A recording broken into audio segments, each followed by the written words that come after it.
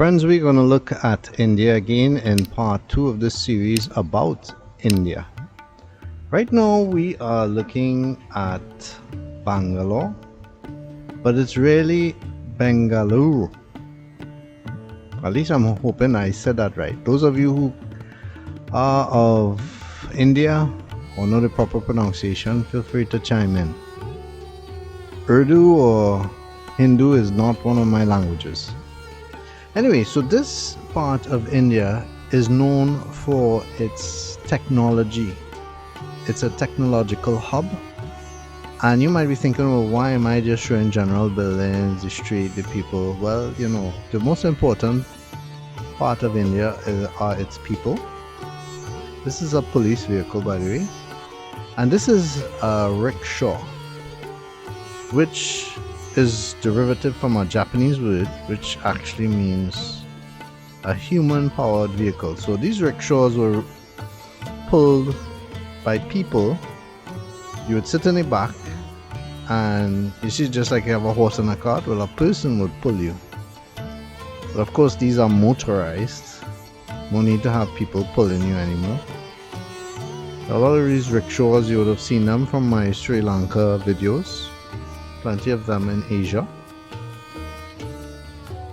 Notice these ladies are with their hijab and all their formal wear as Muslims. There's a very large Muslim population in India.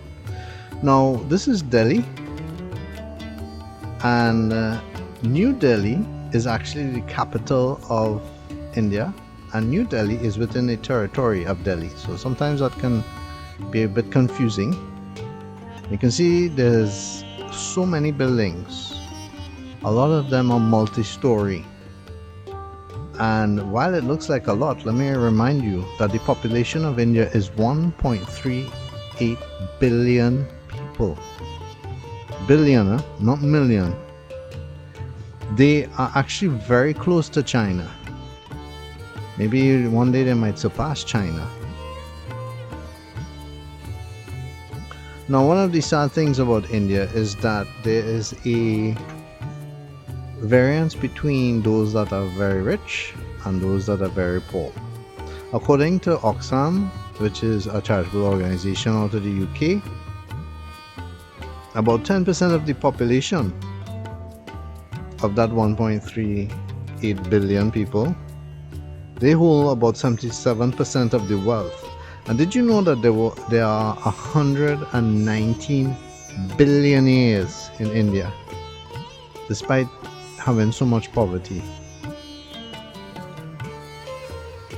Now, this is a stadium that is part of a larger sporting complex. There are football matches and athletics, track and field, and so that's held there.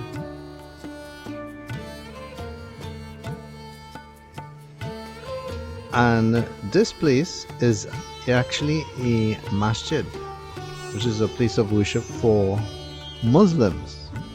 And I don't know if you know, a lot of people might think of India and they will just think of Hinduism. But there are many Muslims in India. In fact, 204 million Muslims. So the fact that there's so many Hindus, so many Buddhists, so many Muslims, and they all get along, is a great thing and a great show on the part of India. Of course, there are, you know, hiccups here and there like there are anywhere else, but for the most part, everybody gets along.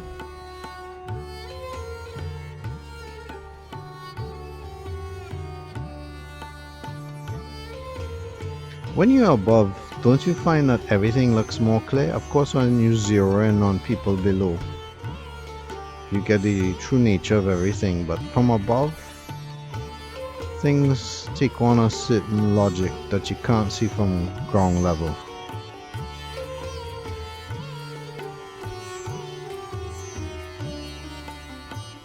We're all still looking at Delhi, various parts of it.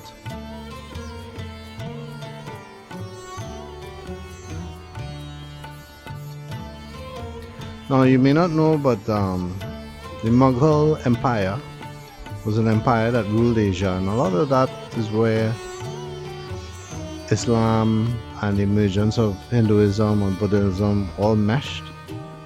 It was an empire built on economics that, of course, enriched the wealthy, but in a way, I mean, this could be debatable, kind of unified various parts of the empire and parts of what is known as India now.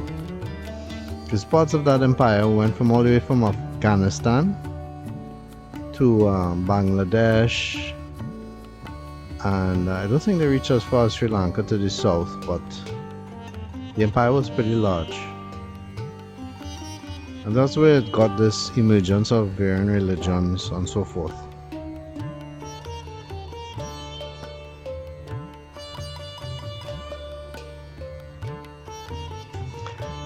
And one main thing about India is, besides their history and the amount of emperors and empires, is that they brought to the world a lot of science, mathematics, various things that we take for granted now all came from India.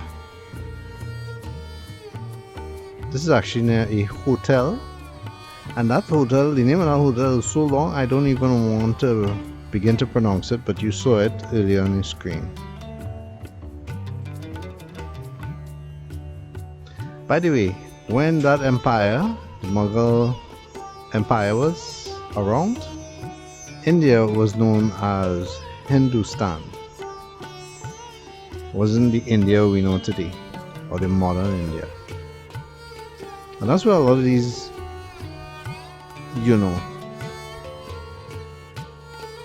centuries ago look of these buildings and designs. Some of these emperors brought in people from Persia, the Middle East, and other areas to actually build these buildings, design and build. It wasn't just local. So that's why if you see a Middle Eastern touch to it, that's the reason for that.